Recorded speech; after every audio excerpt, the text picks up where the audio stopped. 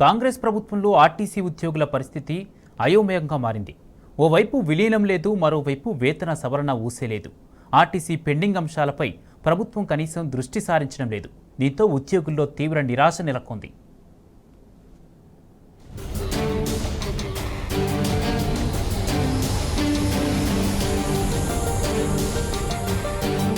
RTC ఉద్యోగుల విలీనంపై స్పష్టత కరువైంది. బకాయి ఉన్న 2 వేతన సవరణల జాడలేదు. ఆర్టీసీకి సంబంధించిన కీలక అంశాలకు ఇటీవల ప్రవేశపెట్టిన బడ్జెట్లో చోటు దక్కకపోవడం చర్చనీయాంశమైంది. బడ్జెట్లో శుభవార్త అందుతుందని ఎదురుచూసిన ఆర్టీసీ ఉద్యోగులకు నిరాశే మిగిలింది. బడ్జెట్ ప్రవేశపెట్టిన వెంటనే నెక్లెస్ రోడ్ సమీపంలో 100 ఆర్టీసీ కొత్త బస్సులను స్వయంగా ప్రారంభించేందుకు సీఎం రేవంత్ రెడ్డి వచ్చారు. దీంతో ఆ కార్యక్రమంపై ఆర్టీసీ ఉద్యోగులు ఆశలు పెట్టుకున్నారు. కానీ అక్కడ కేవలం 2013 వేతన సవరణకు సంబంధించిన బకాయి ఉన్న బాండ్ల మొత్తం విడుదల ప్రకటన మాత్రమే చేశారు. దీంతో కొత్త ప్రభుత్వం ఏర్పడి 2 నెలలు దాటినా ఆర్టీసీ పెండింగ్ అంశాలపై కాంగ్రెస్ ప్రభుత్వ వైఖరి అర్థం కాక ఉద్యోగులు అయోమయంలో పడ్డారు.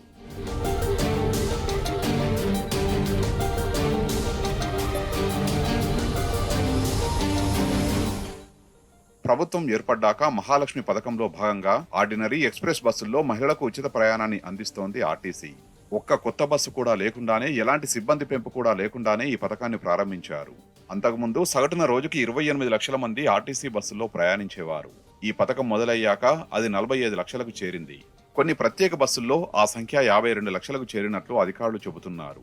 ఇలా రద్దీ పెరగడంతో 30% డొక్కుగా ఉన్న బస్సుల్లో ఓవర్లోడ్ వల్ల ఎప్పుడు ఏ బస్సు అదుపు తప్పుతుందోనని ఆర్టీసీ వర్గాలు ఆందోళన చెందుతున్నాయి.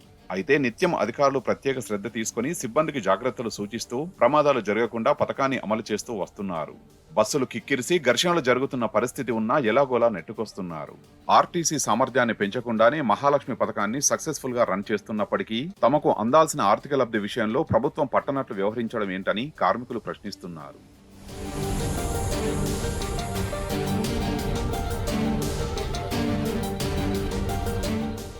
బీఆర్ఎస్ ప్రభుత్వం ఆర్టీసీ ఉద్యోగుల్ని ప్రభుత్వంలో విలీనం చేస్తూ ఉత్తర్వులు జారీ చేసింది.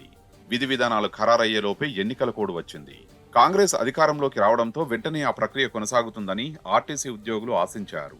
కానీ 2 నెలలైనా దాని జాడలేదు. ఆ ప్రక్రియ ఊసు లేకుండానే కాంగ్రెస్ బడ్జెట్ ప్రవేశపెట్టింది. 2017, 2021 సంవత్సరాలకు సంబంధించిన వేతన సవరణలు పెండింగ్ లో ఉన్నాయి. ఇక 2013 వేతన సవరణకు సంబంధించి బాండ్ల రూపంలో చెల్లించాల్సిన 28 కోట్ల రూపాయలు కూడా పెండింగ్ లో ఉంటూ వచ్చాయి.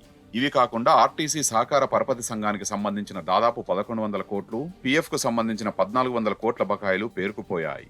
వీటన్నింటినీ పెండింగ్ లో ఉంచి కేవలం తక్కువ మొత్తం ఉన్న బాండ్ల నిధుల్ని మాత్రమే విడుదల చేస్తున్నట్లు కాంగ్రెస్ ప్రభుత్వం ప్రకటించింది.